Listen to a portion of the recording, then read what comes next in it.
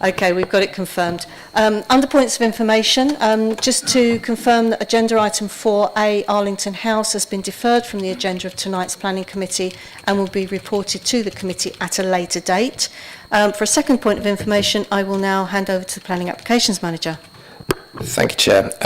Just on item 4B, the oval bandstand, there is an error in the report in so much as that when it talks about the objections to the application, there is no summary bullet point list because of where it's transferred from one programme to another to create the agenda. Annabelle, when outlining the presentation, will outline those objections during the presentation, so you'll be able to hear what those comments were. Thank you. Any site visits will take place for committee members on the morning of Friday the 4th of October 2024, and that moves us on to agenda item 4B, public speaking, application for approval, item AO2, the Oval Bandstand, Eastern Esplanade, Margate. Speaking in favour of the application, I have Mr Simon Bell. Mr Bell, you have 3 minutes. Good evening, everyone. Thank you for the opportunity to speak in support of our planning application for the Oval. Firstly, let me address the temporary fencing around the amphitheatre, which is essential for managing events and ensuring safety until we secure funding for permanent heritage railings.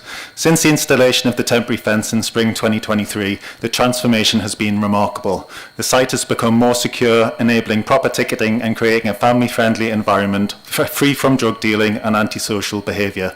Both local police and residents have commended our efforts. As part of our community asset transfer agreement, we received approval from TDC to secure the amphitheatre overnight. We've always intended to open it daily for people to freely enjoy the surroundings and access the toilets. With this planning permission, we can have staff on site every day operating the kiosk, cafe and community bookshop, ensuring the amphitheatre remains fully accessible and free from vandalism. This will create at least 4 full-time jobs and provide opportunities for young people to gain valuable work experience and training.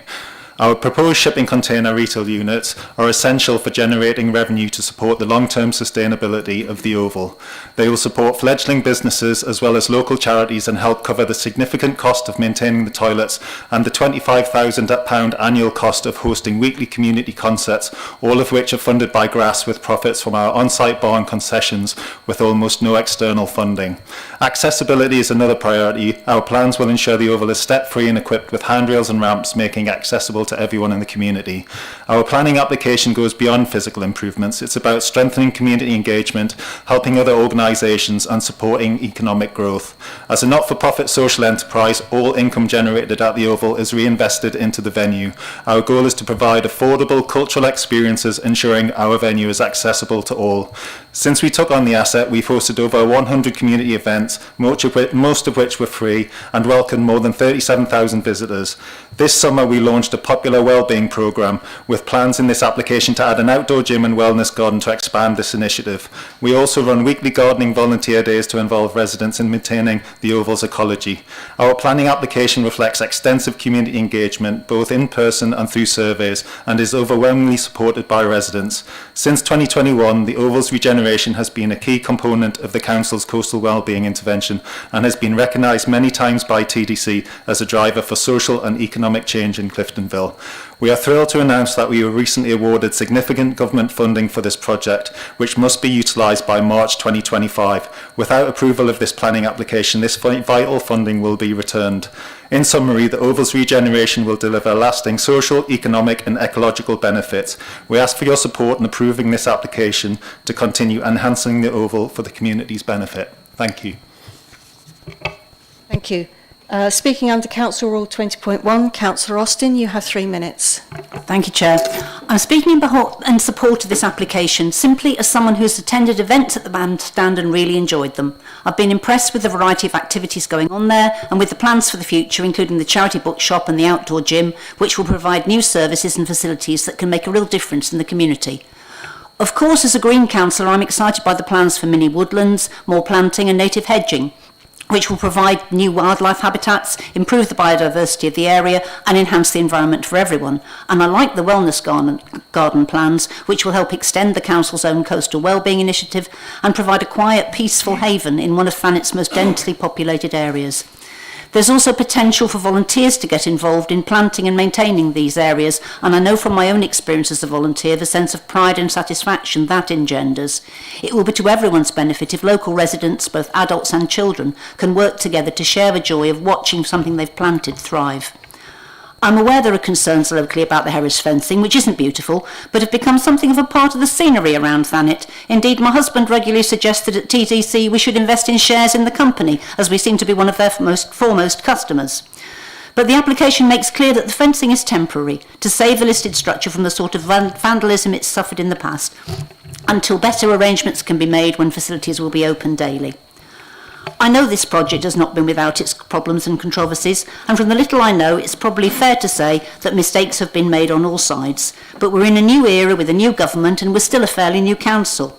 I strongly believe we should put past squabbles behind us now, just as we as a council have done with some of the less edifying episodes in our own recent past. The bandstand now has a clear, workable, fundable plan going forward to provide new facilities and exciting opportunities for the local community and for visitors. I'm pleased to note the officer recommendation to approve the proposals, and I wholeheartedly support them. Thank you. Thank you. The Principal Planning Officer will now outline the report. Thank you, Chair. Just before I do give the presentation, I will summarise the objection comments that were missing from the report that you have seen.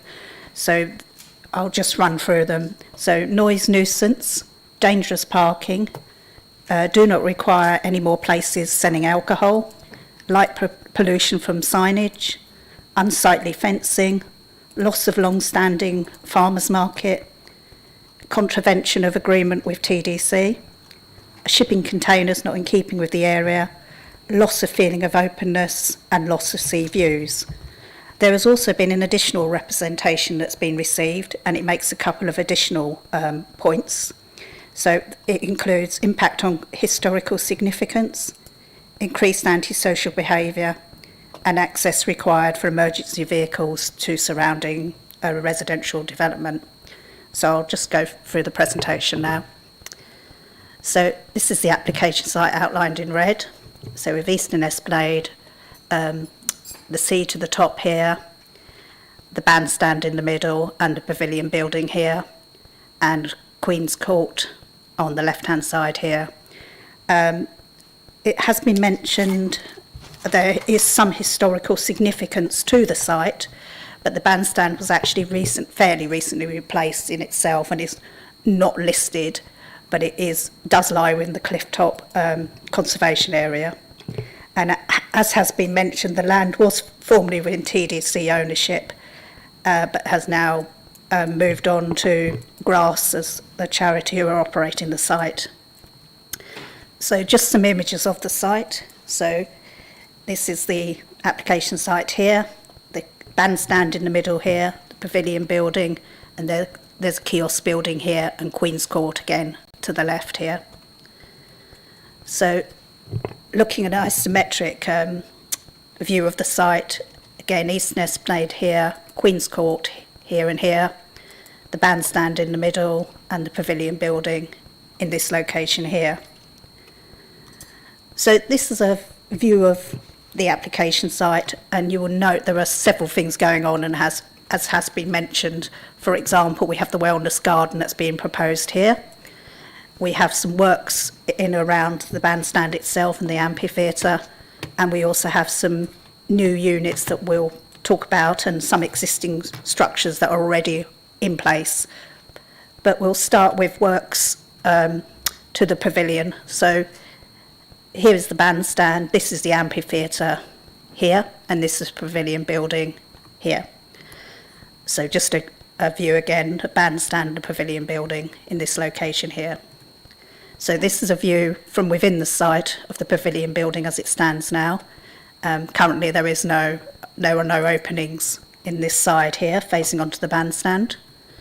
And some pictures as it stands now, so you can see the fencing that has been discussed around the site, but this is a view looking into the site from the wider grassed area.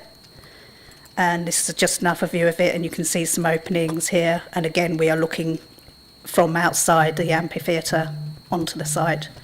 So again, this is the pavilion building here. This is how the building previously was set up. So you had toilets and a storeroom. This is the proposed arrangement.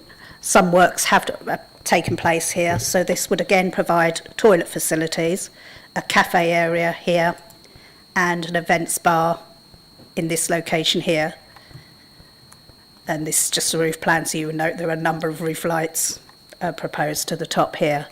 So these are some elevations of the site. So this is facing away from, towards the grassed area and away from the bandstand. This is the elevation that would face the bandstand, so there are a number of openings that are new, proposed, that are not already there. And then we have the two ends of the building as well.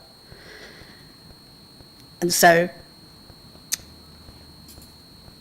we'll now look at some structures that are going to be located around the building that have been touched upon. There will be some retail units in this location here, so in this space here, next to the kiosk, between the pavilion and the kiosk.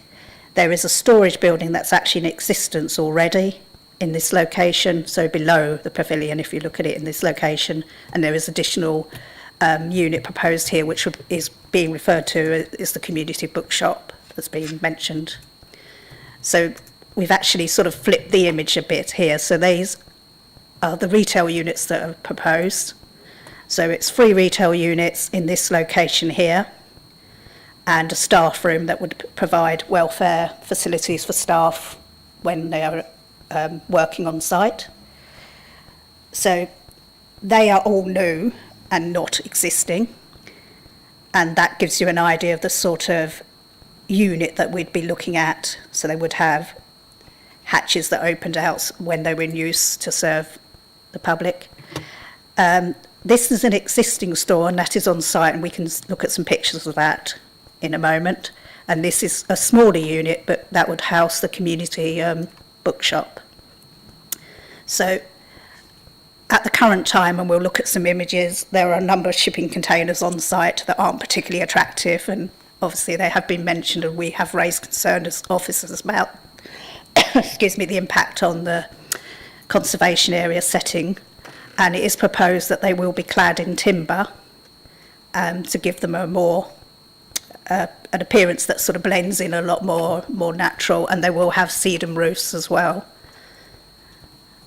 So just looking at some photographs here, you can see the pavilion, you can see that's the kiosk that we've talked about in the bandstand. So there will be units in this location here, but this is actually going so the opposite side of the site, apologies. This is the store A that actually exists on site already, and this is the proposed bookshop. So they would be in this location here, and that's the storage container that exists now, and that, as has been mentioned, would be clad and made to look a lot better than it currently does. And then there would be a smaller unit as the community bookshop, also clad in front of that. So looking back, this is where the location for the retail units, so it would be essentially 2 pairs of, a pair of retail units there, a retail unit and a staff room in this location here. And that's the kiosk, just to give you some bearings. So these are the 2 retail units, A and B here, Unit C, and that staff room that we've mentioned. And just to give you an idea, that's the kiosk building we've been looking at there, and so it would be in this location. So moving on to other structures that do exist on site. So this is Queen's Court, and it's an isometric view, so the buildings do appear a bit wonky, I'm afraid. But this is the location of an existing storage building, and it's been there apparently for approximately 2 years, so it's existing. So that's the building in here, and it's used for garden maintenance and storage. And it is proposed that there will be a greenhouse that slots alongside it. So just giving some views there of the building and its sort of layout as we've seen.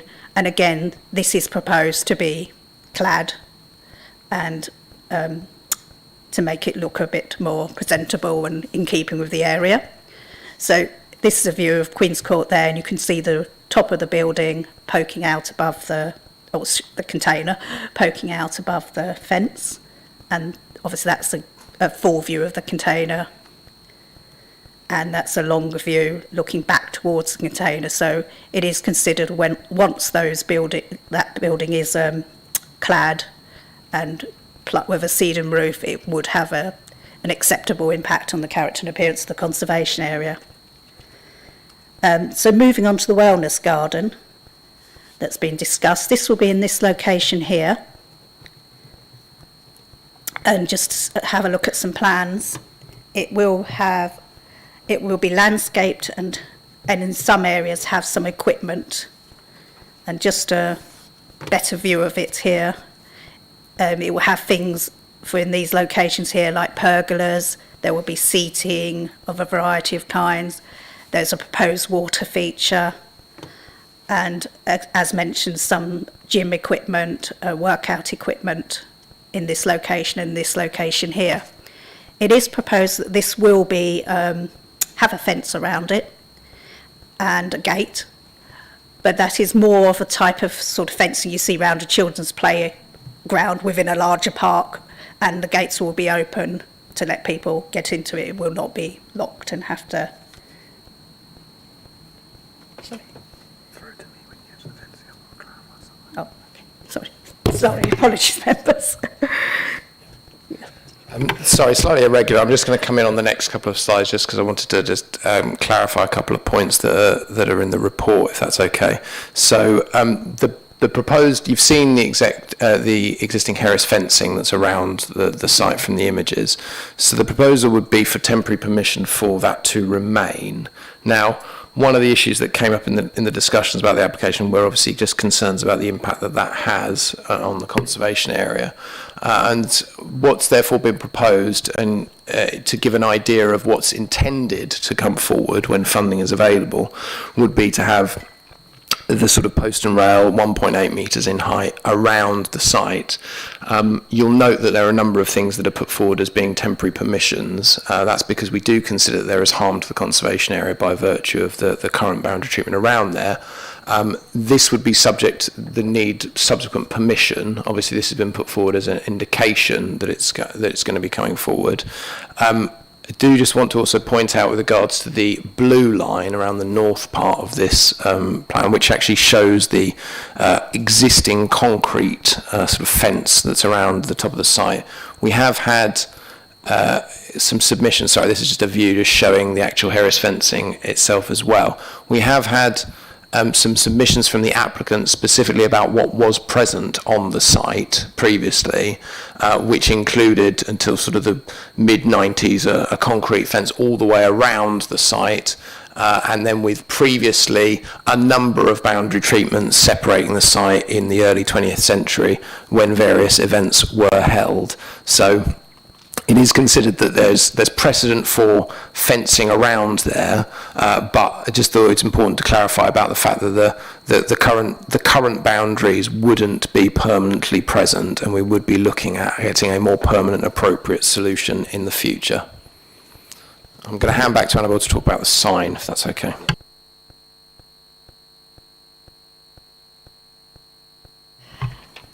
So yes. So there is also a proposal for some signage at the north entrance of the site, just obviously to make it a feature and to attract people. And so this is the sort of signage they are looking at. It's sort of festoon lighting, I would guess, but it would be, there are conditions from environmental health that it will not be used. And it will have any other outdoor lighting would need to come forward as part of a scheme and approved, looked at and considered. So it is not proposed that there will be lighting all over the site. It would be carefully controlled via a planning condition. And so the recommendation is for approval, and there are a number of conditions set out in the report, including the one that as condition 3 that does talk about the shipping containers being removed, and that includes units A, B and C in the staff room. So the retail units in the staff room in the location here would be removed, and also the Harris fencing, the 1.8 Harris fencing that we've just discussed would be removed and has temporary consent up until the 31st of December 2026 because of their potential impact on the character and appearance of the conservation area. There are also a number of conditions that set out timetables for things like the shipping containers to be clad. So conditions 4 and condition 5 also seeks a landscaping scheme, etc., to come forward, giving the species and size, etc., of any planting. So it is considered with the conditions set out in the report that the scheme is acceptable, and this is recommended for approval. Thank you, Chair. Thank you. I move that the officer's recommendation is adopted. Would the Vice Chair please second? Seconded. Thank you. And do I have any questions or comments? Councillor Bright first, and I have seen the others. Thank you. Thank you, Chair. I have a couple of questions, but overall I think this is, I'm really impressed with this. I think some of the objections around it not being keeping are kind of, I don't understand them. I mean, it's a place of entertainment. It always was. It will be in future. I think it's returning it to its historic place.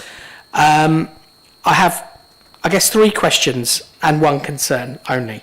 So the questions I have are, with the fencing, when it becomes permanent, so whatever replaces the Harris fencing, is it intended that the amphitheatre is going to be locked whenever there's not an event taking place, or will it be locked in the same way as a park might be, so between the hours of dusk and dawn?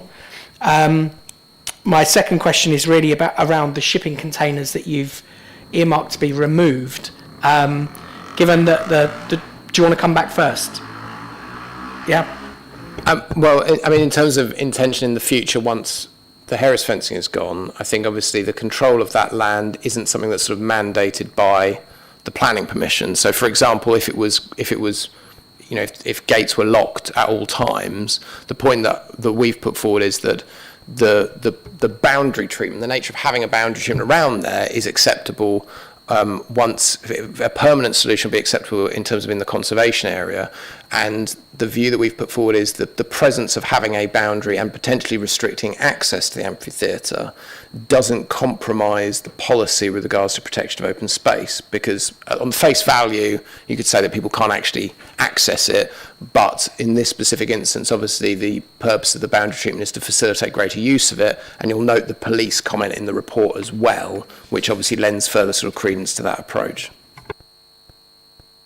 Okay, my second question, if I may, is around the shipping containers that you've said are going to be removed. Can you give us a bit more detail on that as well? So the condition, it's not quite as harsh as that sounds. The condition itself is written in a certain way that basically says if there's no further permission granted for the shipping containers to remain, they have to be removed by the date of the end of 2026. Now, this is because it's a temporary permission, because there are concerns that were raised by the then conservation officer about having these structures there. So one point that's been raised obviously is to clad them to try and sort of ameliorate that industrial appearance. But the one point here would be that this allows for them to be temporarily in place to actually see how they actually can be appreciated in the conservation area. And then obviously if it is considered that there's a more permanent solution, then that potentially, you know, due to depending on funding, then that could come forward in that time and an application could come in. Or alternatively, if actually there was a subsequent application saying, well, we want to retain them permanently, we think that there's not a harmful impact on the conservation area and here's why, then obviously we will then, you know, assess that planning application within that period of the sort of 2.5 years, well, 2 years and 3 months that's been granted. And finally, my only other question stroke concern is around potential light pollution from the sign and those residents living opposite. So what is there any mitigation around that? So there is I'm just going to quickly, sorry about, all external lighting has to be turned off by 11 p.m, so that's condition 11. Now, condition 11 also talks about other lighting as well, and actually getting details of that to come forward. The site has been looked at by environmental health, and that condition itself does require sort of further details to be submitted just to confirm about where it is. Now, in terms of where the oval sign is, or the sign saying the oval, it's not facing towards residential properties, so it's not in close proximity to them. But generally, lighting around the site is something that we would want further information on for the purposes of environmental health to avoid both the impact on Queen's Court, etc., but also just a general point about light pollution. So hence the condition. Councillor Alban. Thank you, Chair. Councillor Bright's just stole my thunder, actually. In relation to the sign, if you can leave that up. I take it that that's supposed to be, is that internally illuminated or externally illuminated? It looks like it's internally. Well, it's bulbs, effectively. Or is it bulbs? Yeah. Yeah, I can see the bulb. Okay. So they will be basically, they're not going to be real bright bulbs, they'll be lower because of bulb, they're bulbs, so they're not going to be. I'd preferred it to be externally illuminated, but hey ho. I think on the balance, Chair, I think what's not to like? I think it just, I think it's great. Go for it. Councillor Keane. Thank you, Chair.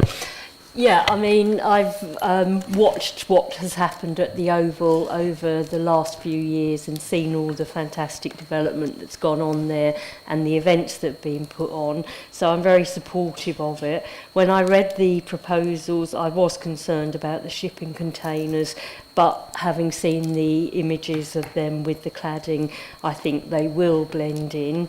I was also concerned about the fences. I mean, the Harris fences is not very pretty at all. And also because some residents have said that, you know, in the terms of the handover, it was said about keeping the place open and, of course, fences and gates enclose it. So I think that's something we just ought to be aware of, but it sounds like it's already been considered, and I do understand that if the cafe and things like that came forward, then the area would be open more of the time anyway. My one concern is about the future with the shipping containers and the fencing. What if there was no funding to do that? Then presumably they'd just have to come back to planning to sort of renegotiate all that. But whatever happens when a decision is made for the future of those units and the fencing, does that come back to planning anyway?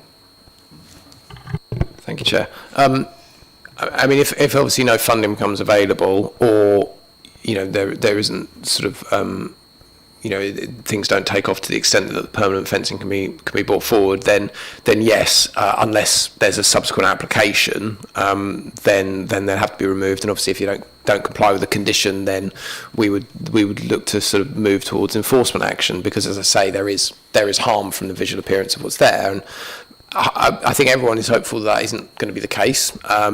In terms of any subsequent application to be made for either more permanent buildings or different plans for the site, it wouldn't automatically be reported to Planning Committee because this application's been, so it would be subject to the normal call-in procedure. It would be treated as delegated unless called in. Councillor Matterface. Thank you, Chair. I just got a question about the containers. The report says the 2 existing containers would be part of the permanent application, but the next sentence says the 3 proposed shipping containers are designed to be temporary. So I just wonder where they're going to be. It says it's 2-year temporary planning permission, also include the amphitheatre fence. Where are these 3 proposed shipping containers going to go? Sorry. The proposed ones, the existing ones are this one here and this one in this location. They're kind of they are 4 units effectively, but they're down as 2 pairs. So it would be these units here and this one here that are subject to that temporary. And if they're going to be, the permanent ones are the ones that would be clad, but the temporary ones might or might not be, depending upon. They would all be clad. Yeah. Yeah. Councillor Wing? Yeah, I think it's a great scheme, and we have to look that most of the site is actually open. It's only going to be that bit that's been protected, and I can quite understand why the Harris fencing is up there, given the damage we see across the aisle on many of our structures that are out in the open. You've only got to walk further down the road to see the state of some of the bandstands. We're lucky in Ramsgate because we have a larger number of volunteers that look after ours, and Ramsgate Glass that helps out. I love the scheme. I think they've done a lot of groundwork to get this going. I love the fact that they're going to improve the biodiversity on site, because at the moment it is a very important grass area, but they're going to add to that and actually increase the biodiversity, which is a good thing. And again, the little biodiverse area is going to be open to the public, which is great, but protected by a low fence, which gives some sort of protection. I think the library container is an excellent idea. The one in Ellington Park is their biggest asset. It provides revenue for the volunteers, but it also is such an asset to local people who love books as well.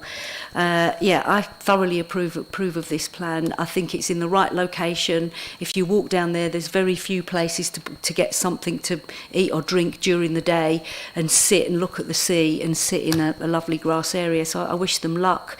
As for the potential delays further down the road, even some of our own TDC plans are delayed. An example I would cite is the highway plan in Ramsgate has now been delayed several years. I think we have to accept that the economic climate that we're in at the moment does make things very difficult, both for councils and also for businesses. So I would hope there would be some degree of understanding if things have to be extended in the future, but it's certainly got my support. Thank you. Thank you. And I just wanted to double check, given this is quite an open site, picking up actually on what Councillor Wing was saying, is my only concern is that it might be vulnerable to vandalism, in particular relating to the lights not being on at certain times. Now, I'm not really expecting an answer to that. I just wanted to raise it as an issue that actually we do need to be considerate of. Do I have anyone else who wants to speak or ask any other questions? In that case, we will now put the motion for the officer's recommendation for approval to officers to the vote. Those in favour?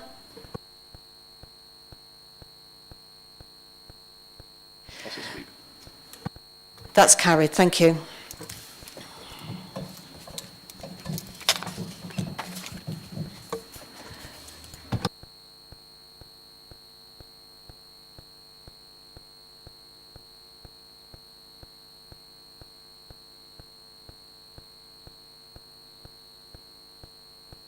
We're just reorganising ourselves, and if anyone's in the gallery wants to take this opportunity to leave, now's a good time. Thank you.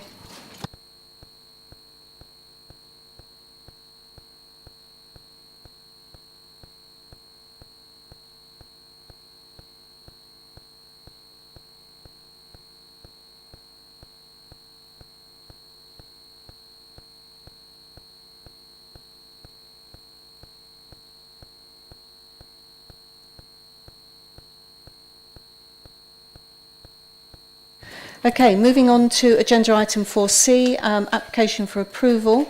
This is the Richborough Energy Park, Sandwich Road, Ramsgate. Public speaking first, speaking in favour of the application.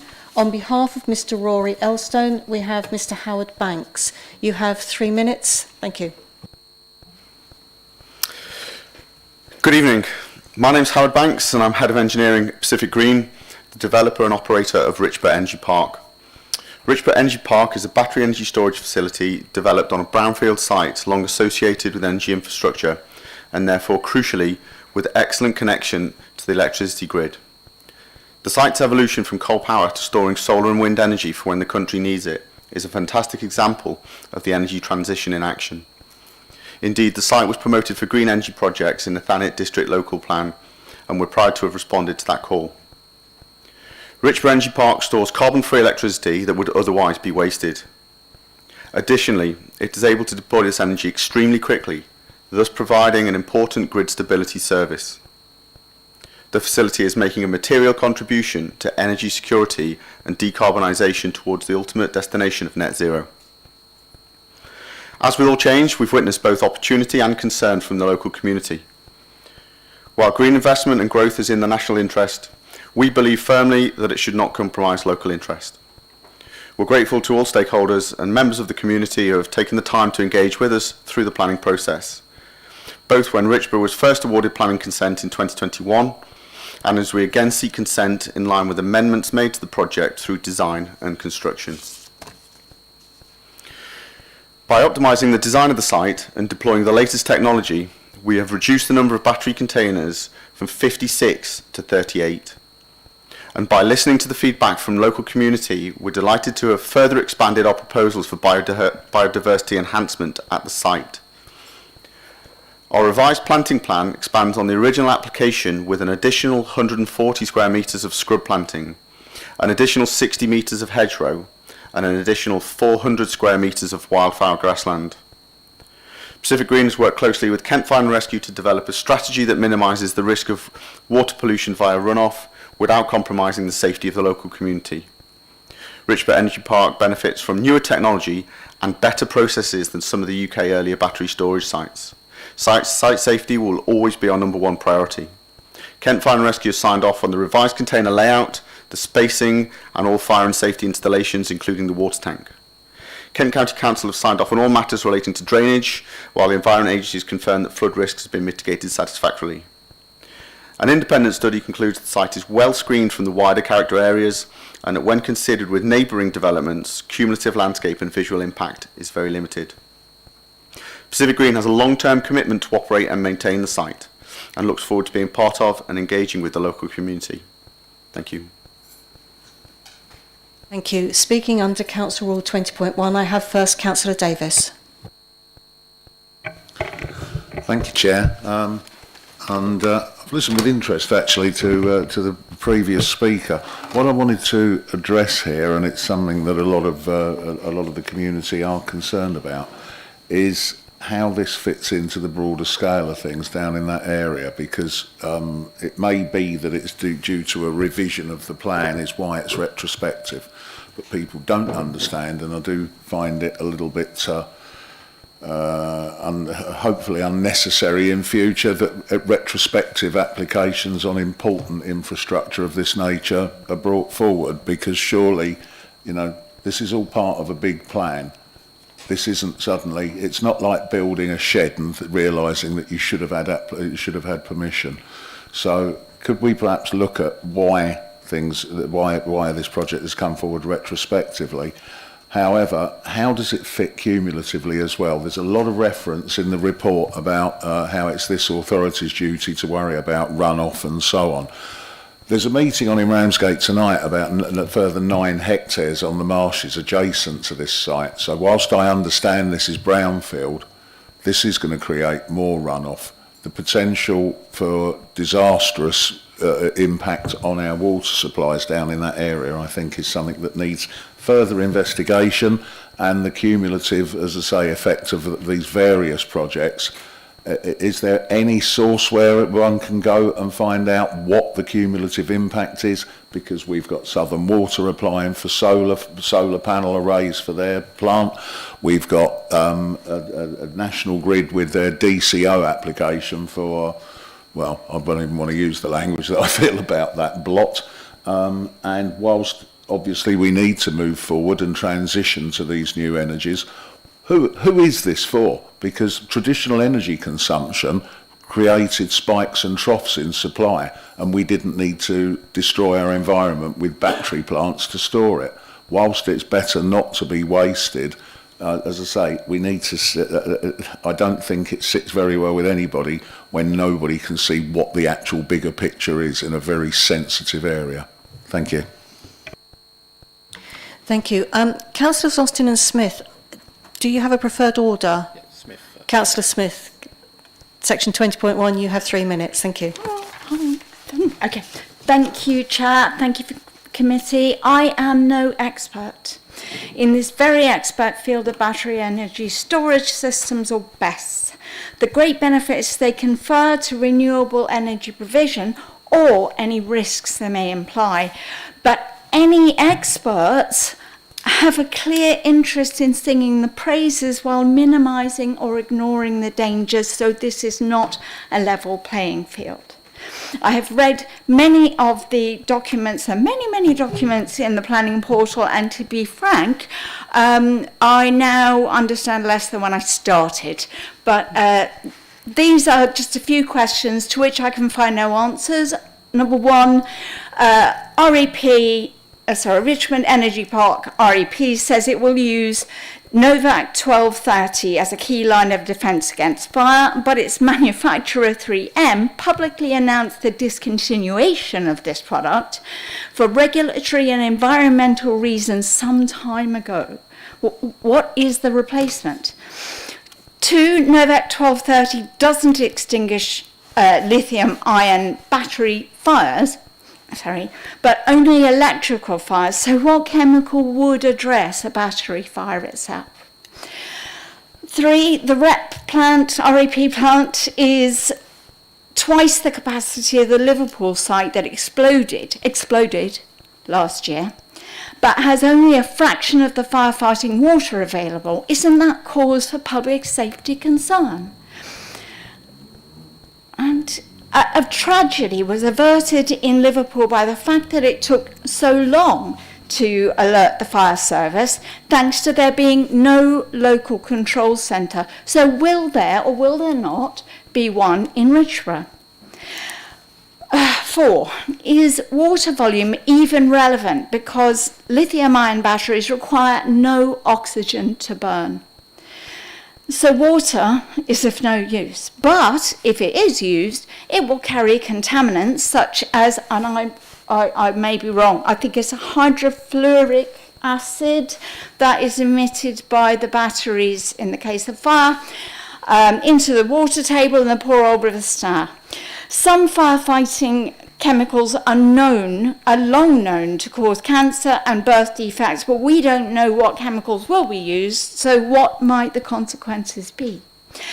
And 6, have we considered the UK government's document Health and Safety and Grid-Scale Electrical Energy Storage Systems in relation to fire and explosion risks? National Grid's planned converter station, as referred, has caused anguish and concern with the threat it poses to the surrounding landscape and environment, but it will be subjected to examination at a higher level for its DCO. I'm so nearly there. Okay. By contrast, we are the last retrospective bastion. The Grenfell Tower report demonstrated that not all commercial interests can be trusted to make decisions in the public interest. If we don't learn from that experience, we risk becoming Councillor part Smith, of the problem. you do need to wind up. I certainly am. I'm so wound up. 10 seconds. Nearly there. 10 seconds. Thank you. Don't misunderstand me. I want this facility to be safe, but I'm not satisfied that it is. I encourage the committee to visit the site and insist that these questions are answered in full. Please hand over. Councillor Austin.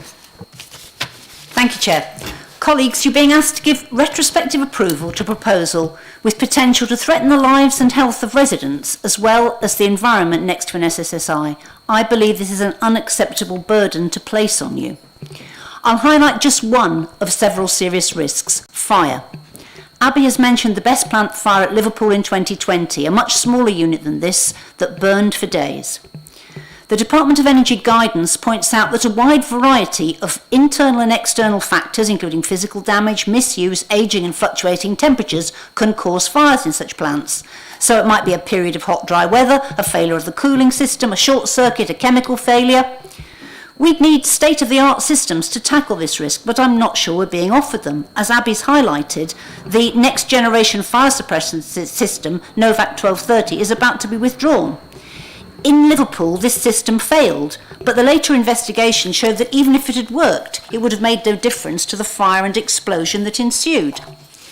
In the event of fire, our BESS's automated vents would cause fire and highly toxic smoke to spread.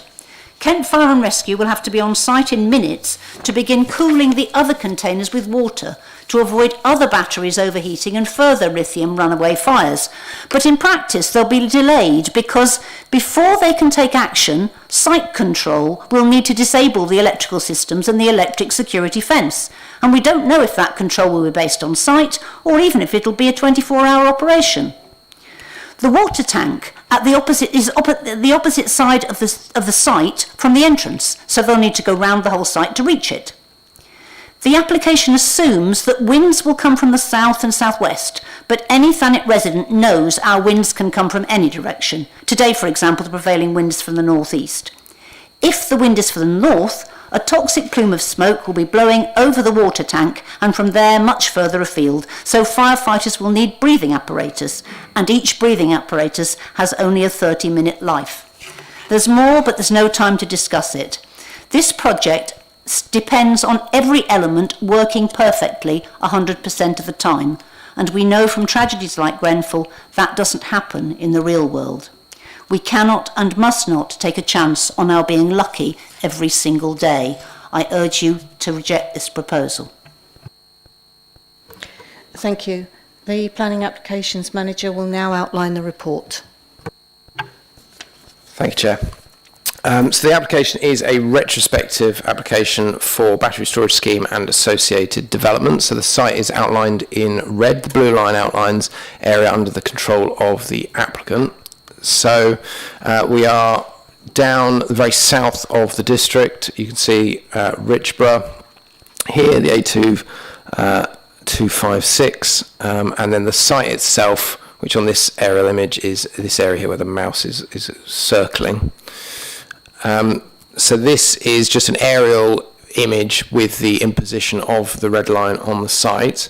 I think it's worth going through some of the history of this site, which is outlined in the report, but just to give people the context of it. So application in 2020 was submitted for a battery storage facility, including 23 batteries and various other equipment.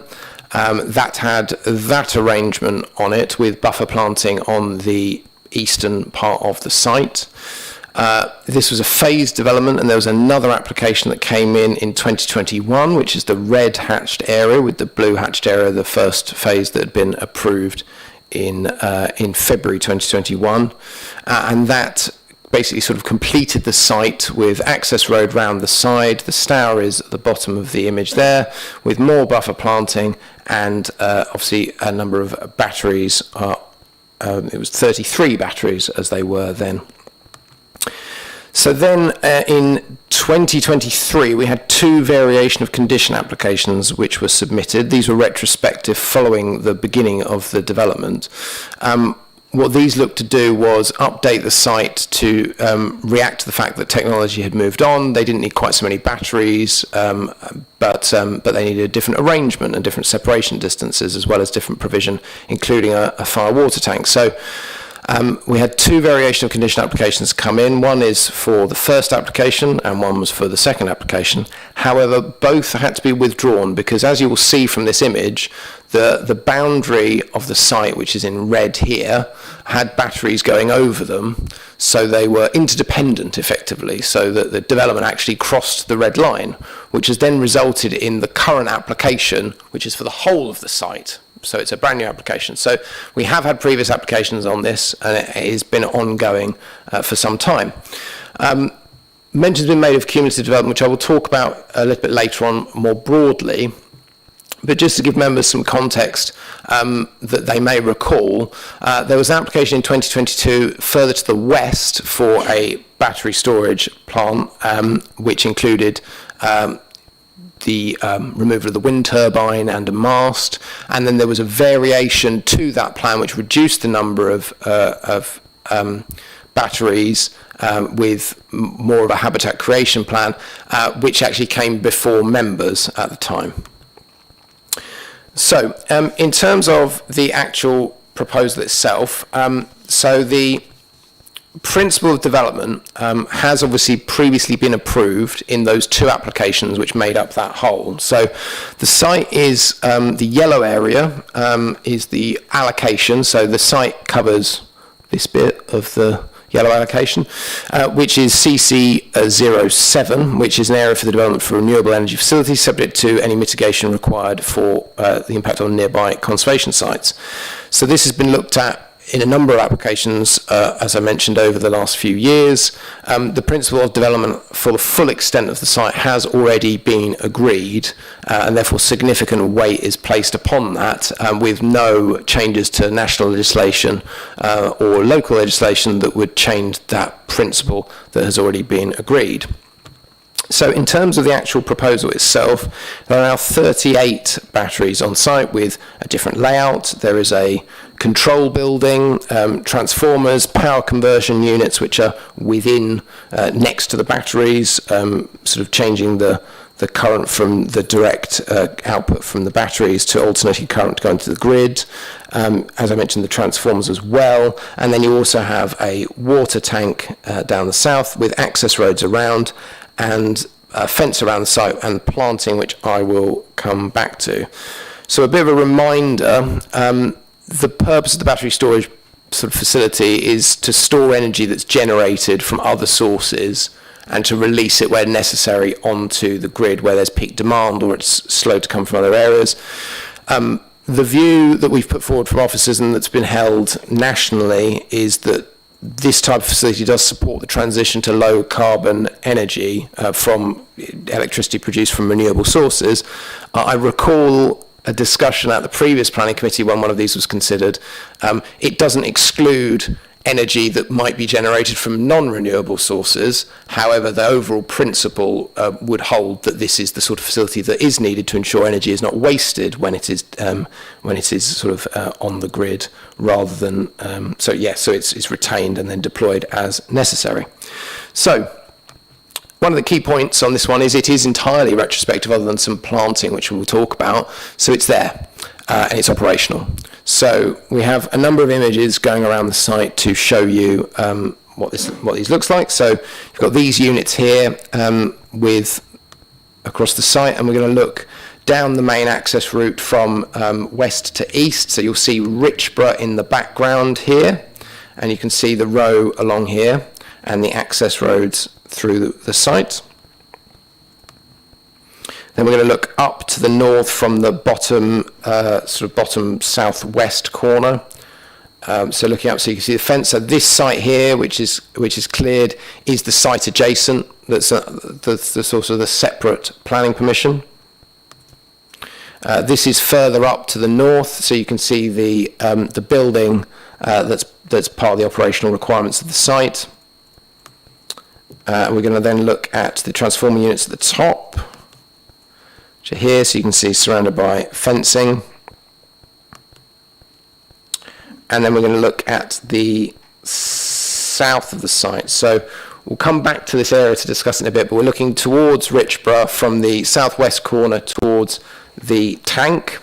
And you can see there is some planting along here, but I will come back to that in a bit.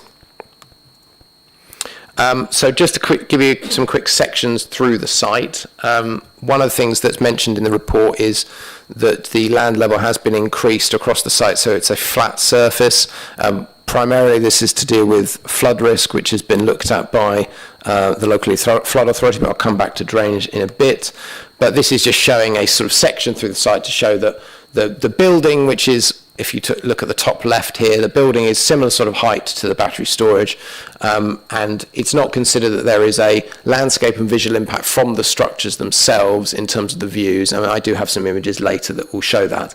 In any event, in terms of what has already been granted, is the structures of this scale. The arrangement is different, and in fact there are less batteries. And so in terms of that point about visual impact, it is considered that there is no harm to the landscape character area. Just going to quickly go through some of the plans in detail, showing the transformer cells, and then looking at this building that's here. So you've got storage room, auxiliaries, some switch rooms, and then just going through the elevations here, so you can see it's a industrial building there. So in terms of the planting plan, ecology and biodiversity, so this has been a source of lots of discussion throughout the course of the first lot of applications, in so much as providing some on-site benefit from the fact that this development was going here. Now, the site itself, from KCC Ecology's view, didn't support protected species on it because it was bare ground across the site. However, a site like this has definite opportunities to provide additional planting, and therefore there were conditions placed upon the original consents to require quite a bit of planting and mitigation. Those did not occur to the extent to which they were approved. And therefore, part of the work that's been going on this retrospective application is to find a planting plan that's considered to be acceptable. There have been some changes which have occurred throughout the process as a result of the other element which has already been talked about, which is about the fire management plan. So, in particular, the issue of providing a 10-metre buffer from any batteries to any planting has been a requirement, which has meant that the proposed hedgerow that would run along where the fence was that we looked at next to the property has had to be removed from the proposal, in the buffer being in yellow here. Now, in terms of the detail of the planting, so this has been actually significantly improved upon from previously. It has not been implemented yet. So there is a condition which requires the implementation of this, and the planting plan itself requires that the planting occurs between November and March.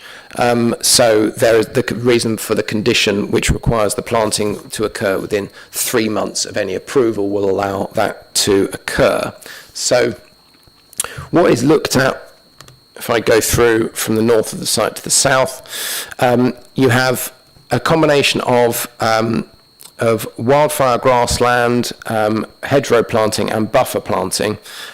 So the buffer planting to the northern part of the site, is in this area here, with the hedgerow planting around the fence, around the transformers and around the edge of the site. So in terms of that, we have a very detailed methodology which has been included within the planting plan and also on the plan drawings. I won't go through it in full detail unless members have particular questions about how the planting is to occur. But we do have overall, across the whole site, a total of 57 trees. Now, there are some trees that have already been planted, but there is more planting to occur. It goes into the detail of ensuring that the planting occurs for the sort of more scrub growth on the basis of transplant planting, so it would be transplanting plants onto the site. Any trees would also be nursery standard as a requirement, with requirements in terms of the girth of the trees to be, in most instances, a minimum of 8 centimetres in those instances. It's a mix of field maple, willow and birch trees, as well as various planting for hedgerows, etc. So I can go through that in detail as necessary, but the broad point would be that the planting is really in excess of what you would expect to have on a site necessarily. I appreciate, though, this is in part to respond to the fact that fundamentally it was not implemented in accordance with the plan, and therefore the applicant has worked to provide additional planting which would help to mitigate in part the sort of starkness of the environment that is present here. Although it's important to note, again, this is an allocated site for energy generation. So in terms of the SSSI, so just for members' information, the SSSI, the Sandwich and Hackleton Marshes, SSSI is to the north of the site. It is not directly adjacent to the site. There is an access road that means that basically the site is divorced from the SSSI. There has been a submission of a cumulative assessment on the impact on the SSSI, which has been looked at by officers, and that links in part to the visual impact, but in terms of actually a direct impact on the SSSI, we have no objections on the grounds of where this site is. There have been reports throughout construction across the wider site of impacts on the SSSI, but fundamentally that's not a determining factor for the planning application. That has been looked at by a number of bodies, including Natural England, who have visited the site. So, talking about fire management. So, we have had a technical note submitted, which was submitted in March. We've then had further correspondence which has occurred with Kent Fire and Rescue, following the initial comments from Kent Fire and Rescue, the most recent comment of which was in May. The report outlines that comment and includes the fact that there was engagement directly with Pacific Green and Kent Fire and Rescue, which looked at the site, specifically looking at issues to do with the separation distance between the batteries themselves, the volume of the tank, which is 74,460 litres with a potential rate of 1,900 litres per minute for 2 hours. There have been a number of concerns that have been raised, and we've heard them, to do with the operation of the site and how the plan that's been put forward would actually be implemented. These are covered in the report that the officer has put together, specifically responding to the points to do with someone to let people on site, which would be required by having someone in the local vicinity that can access the site within 30 minutes. You have issues to do with that have been mentioned in the report on the grounds of the gas that's to be used. In terms of that point, the site's operational, and the site's got basically a lot of the equipment has a 10-year warranty, which means that it needs to keep getting replaced as necessary, including the fire extinguishing gas. So the gas that's used at the moment, even if it's being decommissioned, is still appropriate for the next 10 years. Alternatively, after that, they will be required to have a different gas and a different product as part of their operation. In terms of the water tank, Kent Fire and Rescue indicate that will be in excess of the National Fire Chiefs Council guidance that's required. And I think it's worth noting with regards to this that it's understandable that there is fear about effectively what is a new technology. However, the matter here is primarily one of technical detail. The HSE, when dealing with sites such as this, looks specifically to ensure that the risks are mitigated in nearly every instance by the operator.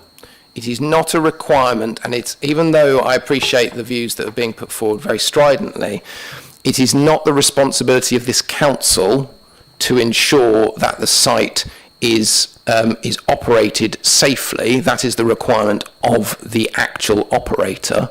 What we are required to do is look at the fire mitigation that's been put in place, make sure it accords with local policy, and in this instance we have the expertise of Kent Fire and Rescue who have said they are satisfied with the plan.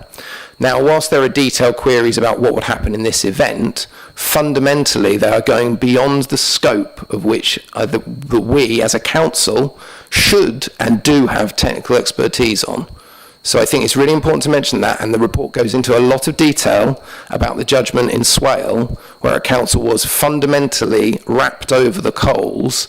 It's a bit of a mixed metaphor there, but were basically told that they were overreaching, because they were. And I think I just want to make that quite clear that we have the opinion of Kent Fire and Rescue, and obviously the applicant has heard the concerns, and I'm sure would want to respond after this application is considered by members to any of those, and I'm sure those discussions can take place. So, to talk about drainage, because that is another point that's certainly of concern. I think it's of concern to most with regards to the fact of obviously that this is next to the Stour. And that's why, obviously, the report talks about that in detail. And again, we have sought the advice of KCC in terms of sustainable urban drainage, as well as the Environment Agency and the Stour Internal Board. So this is covered in the report, specifically looking at what's going on with surface water drainage, because there is a plan for effectively an outflow to the Stour from this site. I'm just going to grab my drainage plan so I can make sense of what you're all looking at. So we're looking same view, so north of the site is the north of the image. You have an attenuation tank underneath the site. The site basically slopes down to the south, so the surface runoff goes to the south of the site. You have an attenuation tank here, which includes an isolated valve which would close to protect the river in the case of an incident if it were to occur. There is a drainage verification report which has been signed off by KCC, and the EA have issued a licence for the discharge of surface water into the Stour. So in regards to drainage and surface water drainage, it is considered that the site is dealt with. There are toilets in the actual building itself, but that's in a closed system, and it will be, the waste will be tanked off site. So one other point about the drainage system and for surface water is that as part of the planting, which you can see actually here, so we're actually looking again, you can see the tank again, you can see obviously these are the trees a little bit later than the images that you've seen, so you can see that some of them have started to come through, is that the land level has ever so slightly been raised at this point to allow for some amelioration of the runoff. Runoff has looked at a number of potential events, including tide locking and extreme storm events, and again that drainage verification report has been looked at by KCC as the local lead flood authority and found acceptable. In terms of cumulative impact, so this is an image that's been submitted by the applicant to just talk about the reality of what's going on in and around the site. I think this is worthwhile to talk about in the sense of the context of the site. However, what again is very important is what is being considered by members. What's being considered by members has already, a form of which has already got planning permission for the extent of the site. However, it's worth noting that there are approved developments, obviously the development that has A, which is the solar park the battery storage location that we've obviously already looked at committee. You've then got proposals outside the district, which is a solar farm at Richborough it's called Richborough Solar Farm to the south across the Stour, so it's not in our district. You then have a similar number of proposals for battery storage in and around Richborough itself. You've then got the Weatherleys proposal to put solar panels at the rear of the site, and then the rather larger extent of shading, which is the ceiling project. Now, worth noting, that does not have consent, as I'm sure you're all aware. So in terms of what members can look at for this application, again, the impacts of this application have to be looked at, and they have been addressed very clearly, and the application in our view is in accordance with policy. In terms of the broader context of the extent to which you've got these projects and what ramifications that has into the future, that is effectively needs to be a strategic review as part of the new local plan. So members may recall, if you've recalled the 2006 local plan, we had we have looked at issues to do with solar farms around that time, specifically after that, and about the cumulative impact of that on the countryside. So similarly, in terms of the review of the plan, the fact that obviously this site is allocated for renewable energy generation, and the fact that there are other developments which have extended that effectively would need to then be considered through the plan process. In terms of the C-Link project, as part of the NSIP, they will have to look at a cumulative impact. But the thing I would say about a cumulative impact is it's got to be couched in actually what is the particular topic that's being looked at. So in terms of a visual impact, what you're looking at here is development that is set against other developments, and it doesn't have a wider impact on the landscape. It's obviously self-contained in terms of the drainage aspect of things, and it is providing a benefit in terms of the planting that's provided on site as opposed to what was there. So in terms of whether or not this has a cumulative impact, there is no harm as long as these conditions are accorded with. So overall, the principal development has been agreed. All consultees are now satisfied, subject to planning conditions, and therefore the recommendation on this one is to approve. Thank you, Chair. Thank you. I move that the officer's recommendation is adopted. Would the Vice Chair please second? Seconded. Thank you. Councillor Alban first was picked up. Yes, thank Sorry, you. Councillor Alban, before you start, I just wanted to say that there are a number of quite complex issues involved in what we've heard in the presentations and in the officer presentation, and I'm hoping that we can kind of take one subject at a time, as we did a couple of weeks ago. So if you've got questions on more than one area, can we do them one area at a time? And that will apply to everyone else as well. Thank you. I don't know about that, Chair, but anyway, thank you very much. As you quite rightly have just said, it's complicated. Sometimes I had a bit of trouble following it all. I'm very grateful for our members under 20.1 for their concerns, and they're far more knowledgeable about these things than me. And I'm grateful for that information. I think, for me, to simplify, I just want to simplify matters, and that is in relation to the use of the site. So, if I could ask a couple of questions. How long has the site been operating as it exists now? I don't have the precise timeline on it. It's been operating for well. I mean, the application was part retrospective when it came for variation of conditions, so it's been 6 months, I believe, at least. Okay. So the next question is: was the site in use before the current setup was implemented?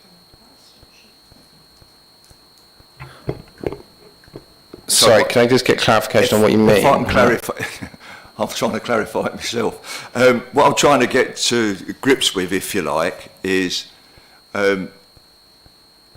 before this application, and you said the current use is approximately 6 months or so. So prior to that 6 months, this site was in operation. It was under construction for a period of time, so it wasn't in operation when it was under construction, obviously. No. It's only been under construction relatively recently, I think is an important point. Okay. So we're looking at this basically in the rounding. What I was trying to establish, was it used before? If so, how many of those batteries were there? But obviously, as you said, now it's now been with it now. Personally, you know, obviously batteries like this with lithium batteries can be extremely dangerous, but they can be in electric cars, which we're all saying that we should have. So, you know, for me, there ain't much difference between that, except this is like a massive amount of vehicles. So, and we all know that they can't be put out by water.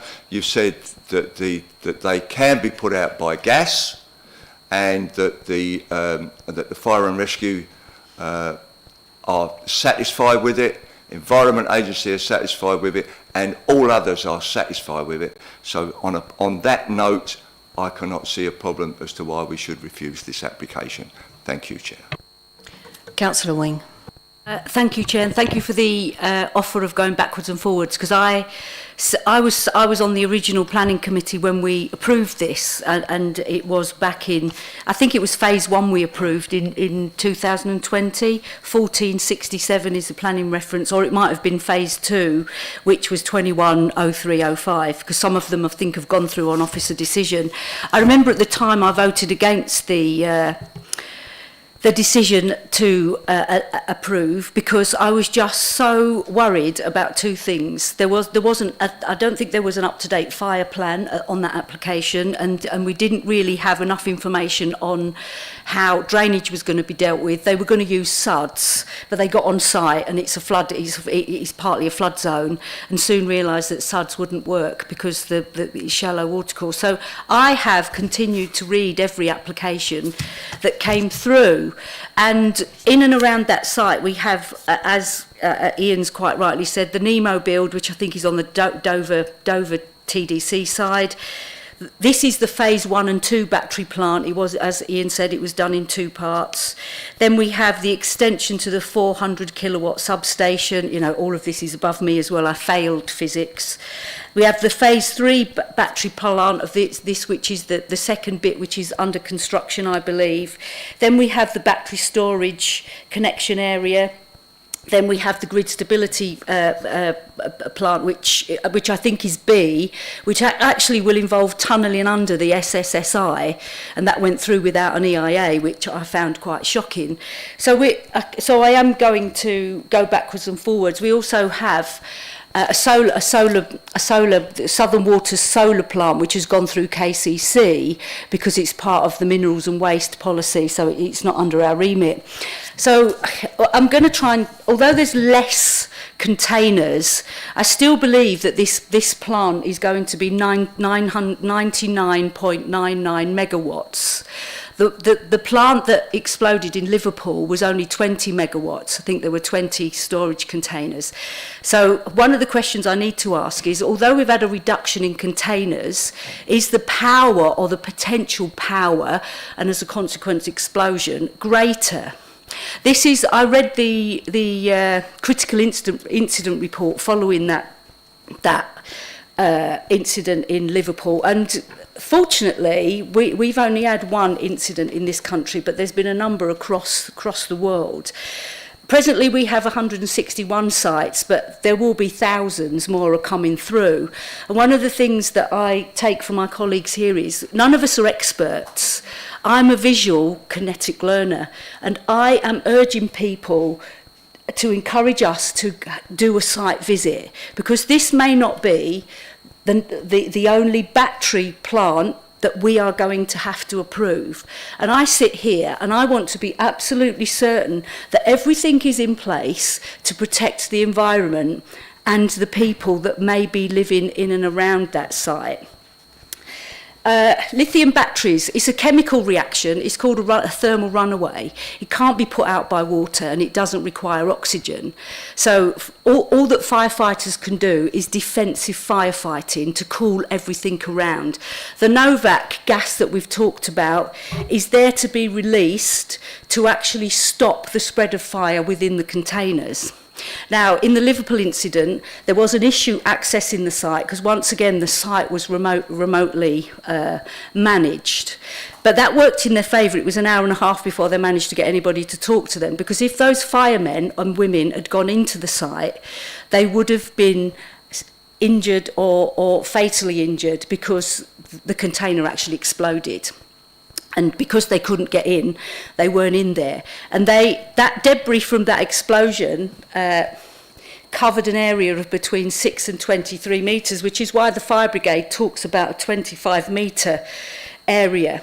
And there's a number of things that worry me. Ian, could you get the site plan up with the tank, please? So one of the issues that the fire brigade suggests in the critical incident report is there needs to be 2 access points. So if you imagine, I believe there's 2 gates at the top, but if the fire is down this side, then the firemen and women, the fire service, have got to go past those containers to get to that water tank. That water tank has 2 hours of water. So it's defensive firefighting. You attempt to cool the containers around the one that had the thermal runaway to limit the spread. In this critical incident report, they were defensive firefighting for 59 hours. So there is not 59 hours of water on that site. But Ian, in the documentation, because I've tried to read all the documentation, there is access to fire hydrants on site, I believe. It mentions a number of fire hydrants, but I'm not sure where they are. I'm glad there was meant to be a 14% biodiversity net gain in the original application, including green vegetation on the tops of all the containers, which the fire brigade say can't happen because you can't have combustible stuff near these places. So I'm glad there is biodiversity around the edge, and I'm glad that all that's been addressed. And clearly, from the original documentation to now, lots and lots of things have been put in place. Now, the reduction of the distance, because the fire brigade wanted 6 metres between the containers so that they could move between them, because if you imagine one of these blows up and is a high temperature, our fire brigade, our fire service is going to have a serious issue, and they will defensive firefight, I think, 25 metres back so that they're safe. The 10-metre fire barrier on this side, and it's on this diagram, seems to impinge or it seems to lie outside the site, and it also seems to encroach on the SSSI, which I think is up that side. So I can't. There's also bunding around the edge, which wasn't there in the original application, but it doesn't go the whole way round, and the bunding is there to obviously to prevent runoff. But what happens to the runoff? So in the Liverpool incident, the firefighting water was bunded and it was tested on a regular basis for the increased pH, because it is a toxic, it can become a toxic liquid. So there was no issue with that in the Liverpool one. The fire brigade, the fire service managed to contain that and managed to contain any toxic fumes as well. So I'm still not convinced that this site is as safe as it should be. I don't think it's as safe as it should be for our fire service, because there's only one entrance. What happens if those containers are alight? So I will come back to the flood risk as well. But Ian, if you could update me on the reduction of the distance. They quote this other piece of information, FM Global, I think it is, FM Global documentation, that says the distance can be reduced from 6 metres. I think ours is 3.5 metres between and slightly bigger at the end, if the containers are fire resisting. So are our containers fire resisting? The Novat gas is important because they're going to finish it, I believe, in next year, 2025. And as we know, if you've worked in a school, your fire equipment is tested on a regular basis. So I can't believe that this is not tested. This is only tested every 10 years, Ian. There must be some annual sort of testing of it. So I've started there, but I've got lots more. Sorry. So just to come back on the point with regards to the separation, obviously the separation was, as you mentioned, the key issue that was looked at by Kent Fire and Rescue, and obviously they have considered that actually the 3.5 metres specifically, obviously looking at that plan, that FMP technical note from FM Global, and have considered that therefore it's in line with that, and therefore they consider that to be acceptable. So I can't tell you in terms of exactly what the material of the containers is and whether or not that is fire resistant. What I would say is that Kent Fire and Rescue are happy with it. And that's a really important point. In terms of, I just want to pick up a couple of points, because you mentioned obviously about the fact there's only one access point. Again, there's no requirement from Kent Fire and Rescue to have 2 access points. It's entirely the responsibility of Kent Fire and Rescue to tell us if there's a problem with one access point, and they haven't. So I think that there would be concern about us adopting a different approach from the expert advice that we've got. The question about, you mentioned about drainage, and I appreciate you want to come onto the drainage system, but in terms of obviously the bund around the edge is to attenuate, the south of the site is to attenuate for surface water drainage, actually, because I think this has been pointed out, there is pooling that can occur on the site, and I think that's one of the issues, that why that bund is there, to try and avoid there being runoff that goes directly into the Stour. But the point about having the actual attenuation tanks underneath, or the crates that you get, it is to ensure that actually if there was an excess of water in a unlikely event that there was an incident there, that obviously that does have, as I mentioned, the isolating valve that would stop anything going into the Stour, because absolutely that would be a critical priority in that instance. There was another question, which I can't recall, of the two that you mentioned. On the fire service, because I think it's in this critical incident report where they suggest there should be more than one access point. So and the FM Global is just the latest, and actually I googled FM Global, and they're an insurance company, I believe, and they do form part of the government's legislation on battery plants. But as it says in here, BESS is a rapidly emerging technology with a growing number of sites nationally and internationally. We still don't know how we manage these sites in terms of fire and drainage, because it's an emerging technology. So the way we deal with battery plants now may be completely different 6 months down the line, or 12 months down the line, or 10 years down the line, because the technology will move on and incidents will occur and lessons will be learnt from those incidents. Now, going back to the bunding, it actually says that they're a metre high, but when I looked at the diagram there and online, it didn't look to me that they were a metre high, which is why I think it's really important for us to have a site visit so that we can try and visualise what's on the paperwork. And again, I think it's really important, because this is not going to be our last BESS plant, because thousands more are going to come online. And it's not like it's a standard house development or a housing development which we can all visualise and all understand. So, I mean, part of the site visit is for me to just try and understand what the new type of technology and what we should be looking at in terms of planning. Do I think that we can stop this development? No, we can't. It's already got approval. But I certainly think, from my personal point of view, I need to be absolutely certain that in my head all the concerns I have been covered visually as well. Does that make sense? I don't know. Yeah. Have you kind of finished on fire and... Where is the extra water going to come to? They were firefighting, defensive firefighting for 59 hours on that Liverpool plant, and that Liverpool plant is 20 containers, and it was only 20 megawatts.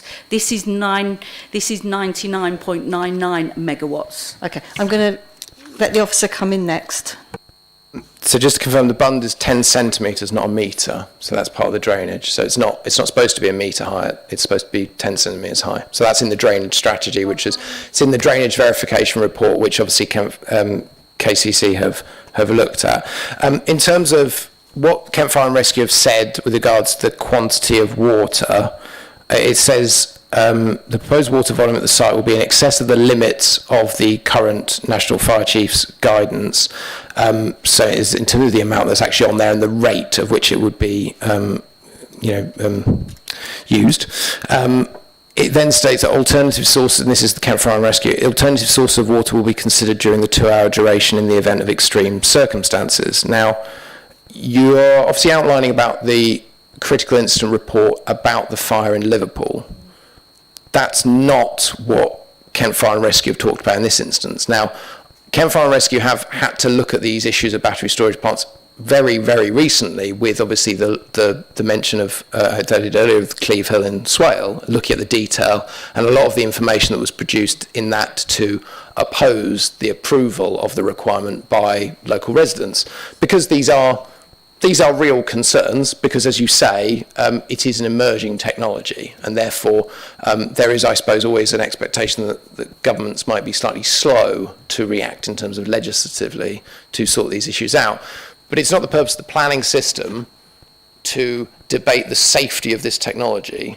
It's about actually ensuring whether or not the impact of the development has been dealt with using all the information available to us. And obviously we have to rely on the technical expertise of the people that are going to be fighting an incident there, and they are happy with what's put forward. So I know that there are additional questions about what happens in this event, but these aren't matters that you would necessarily be able to, for example, justify an appeal, or it wouldn't tangibly lead to a reason for refusal that would manifest itself.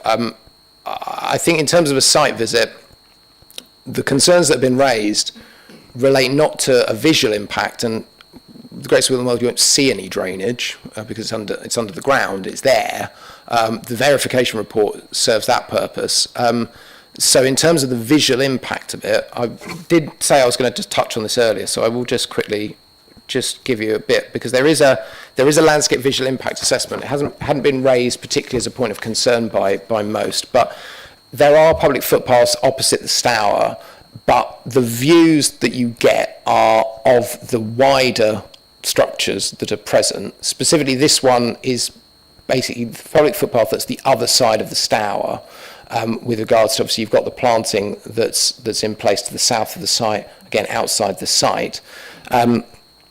So again, on that point about, I suppose, the reasons for a site visit would predominantly be to assess a visual impact, one would argue. If there are clarifications that are more detailed than what Kent Fire and Rescue consider to be acceptable, I think that is something that I'm sure the applicant, hearing the concerns of ward councillors and local residents, would be in a position to respond to. But it simply doesn't fall within the purview of the planning committee to take a view on this level of detail on this point, in my view. Thank you. Before I bring you back in, I've got a couple of other people that have indicated they want to speak. Are your questions about, so Councillor Garner and Councillor Bright, are your questions about the issue that's already been discussed around the fire? So Councillor Garner.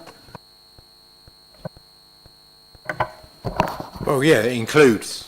I haven't necessarily got questions really. I just wanted to make a couple of points. They include around the fire risk, but it'll only take me a couple of minutes. So, and then we can move on.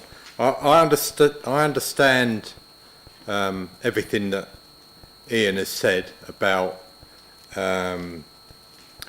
listening to the experts. And I understand what he said about how Swale Council got into trouble because they refused permission and went to the inspector, and that was lost and it cost the council money. I understand all that.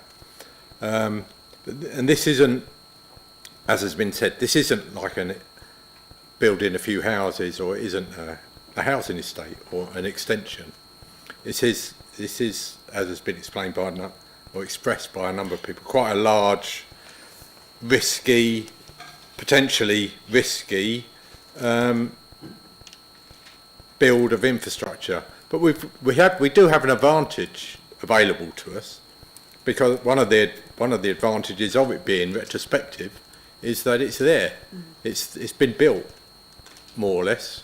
So as Ian mentioned, you know, you're sure that the applicant would be happy to take away some of our concerns and be able to answer some of those concerns and make us feel a lot happier about coming to a decision about this. And so I think I personally would like to go and have a look, at it and see what it looks like, and see some of where the tanks are for water, so have it explained to us so as we can fully understand. And at that same time, the applicant will have an opportunity to listen to what we've had to say, what some of us have had to say here, and be able to answer some of those questions before we then come back much more better informed, having seen it, and maybe approve or not otherwise this application. Because whatever the rights and wrongs of going to appeal and all of that, I take seriously that I want to be happy that we should be approving this, and I think I need that to be able to make myself happy to do so. Thank you. Councillor Bright.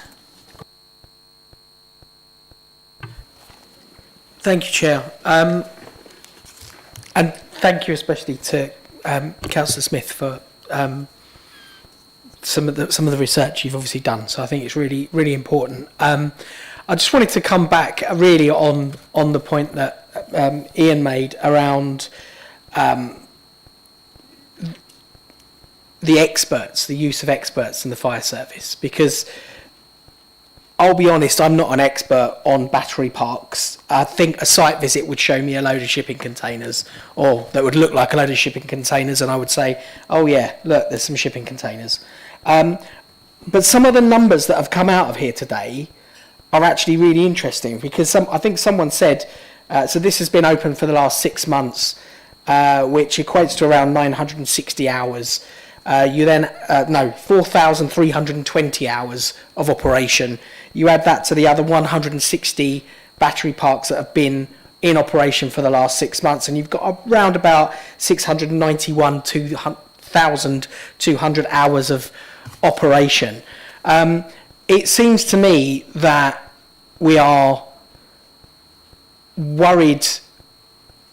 Rightly, obviously, it's a new technology and it's unproven, but 691,200 hours of safe operation doesn't sound particularly risky to me, particularly when you put it in the context of lessons will have been learned from Liverpool, the incident at Liverpool. Look, I work in a very varied industry in my other life that has nothing to do with this sort of stuff, but in my industry I talk to 36 different teams and their specialist departments every single day. I don't know anything about, what they do in their specific market, in their specific specialism. But what I know is that when they give me a recommendation, I know that I can look at it, I can question it, but ultimately I think they know what's right. Now, we deliberately go out to the fire service and we ask them for their opinion on these things. Will this be safe? If they are saying that this is going to be safe, they are the fire service. I work in media. I am not going to question it. Their duty predominantly, their duty is to keep lives of our residents safe and lives of the workers on this site safe. If they're saying it is safe, then I have no doubt at all that it is. Look, I think we as a council declared a climate emergency. Things like this, developments like this, are absolutely necessary if we're going to combat climate change and move to net zero. So it's going to have to be pretty obvious that this is not safe for me to do anything but approve this. Thank you. Thank you. Councillor Wing, thank you for your patience. I know you've got other things to come back on. I will come back to Ian on the 1 metre bund, because I will read what from the KCC report that I read yesterday and again this morning. And KCC actually state a 1 metre high soil bund in brackets landscaped, they're not their words, has been constructed around most of the site within the fence line, which will retain any ponding until it's drained by the underground network. Question. KCC go on to request details of this bund on the drainage layout plan, adding photos can be provided. Has this been received, and why is only part of the site bunded given the raising of the site? So it's again, I need to go and have a look. The site has been raised. I'm unsure whether the site has been raised by 0.9 metres or 3 metres, because if you look at some of the container diagrams, it actually has 3 metres below. Now, if the bund is around the edge, is the container site down and then there's a gap and then there's the bund, or is the bund on top of the 3 metre site? Because it's very unclear in some of the images we get to look at. And obviously, one of the things that Natural England were concerned about was the change in hydrology of the SSSI, which sits alongside it. The site's been raised by using crushed concrete, I think it is, from the Richborough site. That is not, and the site did have concrete on it, but now we've got this layer that everything drains through. So Natural England were concerned about the change in the hydrology. Now, actually, Natural England had done quite a lot of testing and said the hydrology will not be affected. So that was a change from one set of documentation to another set of documentation. But I'm still not clear where the bunding sits and whether it's on top of the raising of the site, and I'm still not sure whether the site has been raised by 0.9 metres across the site or 3 metres. I'll come on to flooding in a bit. Thanks. Sorry, I'm just getting some information up with regards to this. So to address the point, obviously, what I'm looking at here is obviously the KCC comment that's been produced in the report, which is the with the updated comments following the drainage verification report, which is basically saying that they have no objection to the proposals. The drainage verification report states that a minimum 100 millimetres, so 10 centimetres height soil bund, which has been landscaped, has been constructed around the southern perimeter of the site. So this image here is what's been constructed. There is no requirement, and again, that the KCC comment has said they agree with the report. So it may have been that, again, this was an intention because there wasn't intended to be a bund. Actually, I might even have it on the landscape planting. So there was going to be a mound that was going to be present in the bottom right-hand corner. I don't know whether or not that's where the confusion has come on this particular point, but that couldn't remain, and it's been removed primarily because of the fire tank that's gone there. In terms of the overall change in level of the site, I think it's been raised by a maximum of 1 metre, so your 0.9, I think it does vary because the site wasn't flat, and now it's flat. So it does vary in terms of what's occurred there. So that 100 mil, that 10 centimetres is above, I take it as above that. The site still, though, in terms of the question about the triple SI, you mentioned obviously about the concerns that Southern Water did raise, and again, that has been dealt with. And I think there were concerns by pretty much every single consultee about what was put in, but that's why the application has taken a long time to get to members, because we've been trying to resolve all these points through the additional submissions that have come in, which is why there are the conditions which relate to those additional submissions specifically. So we do feel like all of the issues have been looked at. I mean, I can't, obviously, if members vote down the motion and they go for a site visit, they go for a site visit. But I think in terms of this point about drainage, we do have to rely on the institutions who provide us with expertise. I understand that sometimes confidence is in low supply on this for some extent, but I think it is really important that in terms of we have to work on the basis that they are providing us with the expert view that we rely on in terms of the judgment. So on this drainage point, that's why, see, again, was why we've put forward it on the basis of what they've put forward with, I'll get on the right plan. There we go. With the drainage and just with not a 1 metre bund, but with the very slight raising and the actual landscaping around at the south of the site. There is obviously as well, you can see there's the access track as well there between the Stour and this. So there is, again, further attenuation, and that point about runoff has been shown in the drainage strategy that fundamentally the principle is that it's supposed to be dealt with on site. We had this with the Birchington site. It's got to be that actually it's sort of absorbed within the site itself, and it doesn't need to run off on outside the site, and that is what has been verified via the reports submitted. Councillor Wing. Flooding, because there's some confusion on some of the diagrams. So when you look at the cross-section of the containers, it actually looks as if they've been raised 3 metres. Yeah, it's above ordnance datum. So it's not that the land level has been raised by 3 metres. It's above the datum level that it's above 3 metres. So in terms of, there's a flooding point in terms of flood risk. So yeah, the land has not been raised by 3 metres. It's just the section includes the datum level. I mean, there was an issue over, because part of this site is on floodplain 2 and 3, which is medium and high risk to flooding. And that's why the land had to be raised that level. And then there was an issue over this site not completing part 2 of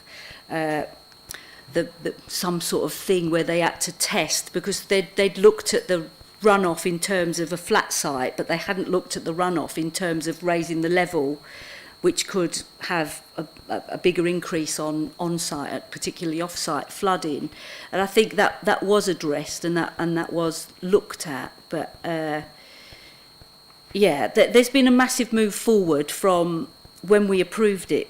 There were a number of very serious questions that have been addressed. I still, although the fire brigade, the fire service are the experts, you know, it's clear that maybe some of the stuff from this hasn't been implemented here, and we just have to hope there isn't an incident. The thing in terms of flooding and a serious fire incident is, what is the overall plan? What is the overall plan in the event of a serious incident to protect the surrounding environment and to protect people that may be close by? Because there didn't seem to be an overall management of a serious incident. So obviously the plan that's put in fundamentally is what measures are on site and what the expectations are with regards to what the operator would do. Obviously, in terms of Kent Fire and Rescue, they would be playing a part in dealing with a major incident. I mean, fundamentally, if it's a major incident, then the council would have an emergency planning responsibility, just as if there is, you know, a major incident in most instances. So in terms of, again, it's not. Wouldn't be a requirement, I suppose, of the planning permission, but I think it would be prudent for us to flag up the concerns of members with the emergency planning officer, specifically to say, you know, so that they make provisions within their effectively planning for a major incident in the event that something were to happen. I suppose, want to just pick up the point on this, though, that it's acknowledged that there was the incident in Liverpool, and as you mentioned, there are incidents across the sort of Europe and beyond, but I think it's difficult for members to consider that this is a risky technology. I think I'm using that specific word because that was what was raised. I think it's a legitimate concern because, you know, next to the Stour, it's a hugely ecologically diverse area. But there are provisions that have been made here, and I don't think members can assume automatically that this is a dangerous technology because of the event that has occurred. But to ensure that if there were an event, it does mean that there needs to be things in place. But the remit of the planning process would be to have the plan that we've got, and then subsequently the council would have other responsibilities in terms of emergency planning. That's a fundamental for any number of events that could happen across, be it flooding, be it a fire, in a residential area, for example, rather than in this area. Do you have any more questions? Do I have any other questions from anyone else? Councillor Keane. Just a point really, because obviously this is a hugely complex field, and I'm very grateful to the speakers we've had and the work they've done, because I understand it better than I did from reading through all the documents.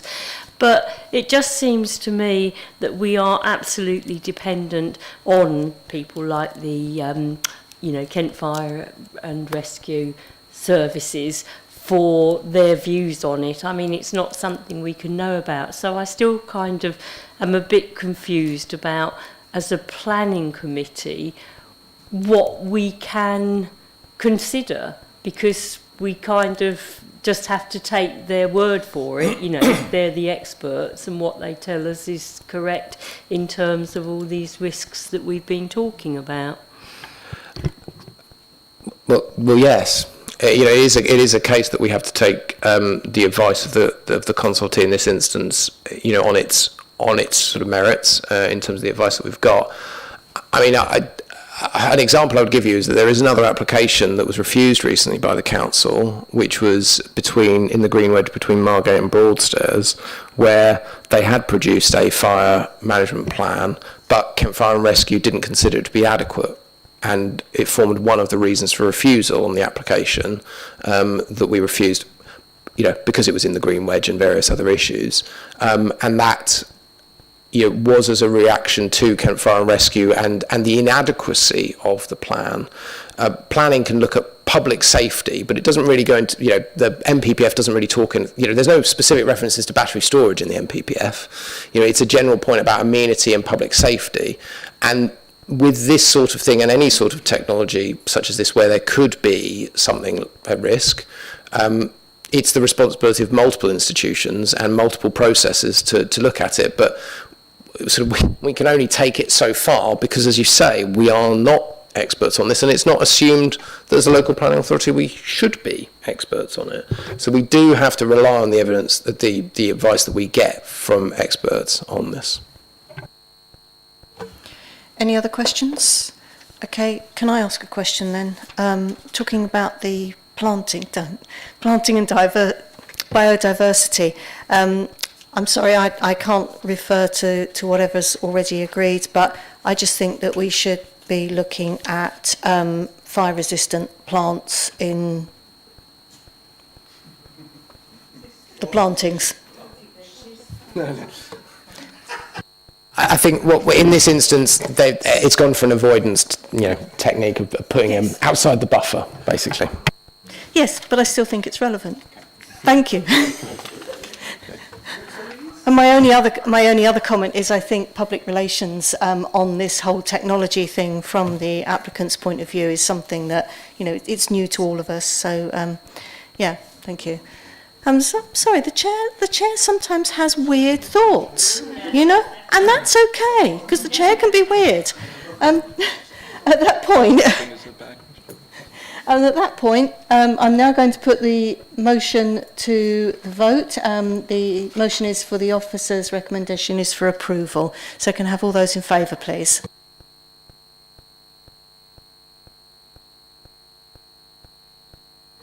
And those against? And any abstentions? So that's carried. Thank you very much. Right, let's moving on. So that concludes the public speaking for this meeting. I will now call upon the clerk to read out the remaining planning applications. If a member wishes to reserve an application, would they please call out as the clerk reads? Thank you, Chair. So the remaining applications are AO4, Margate Harbour Arm, Stone Pier, Margate. AO5, also Margate Harbour Arm, Stone Pier, Margate. AO6, 64 Grosvenor Place, Margate. And AO7, which is 12 The Bell Alliance Square, Ramsgate. Thank you very much.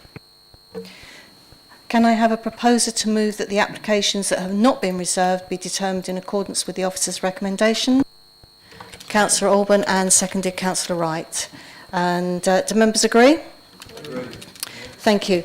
For the benefit of the public, I will call upon the clerk to read out the applications that have been determined.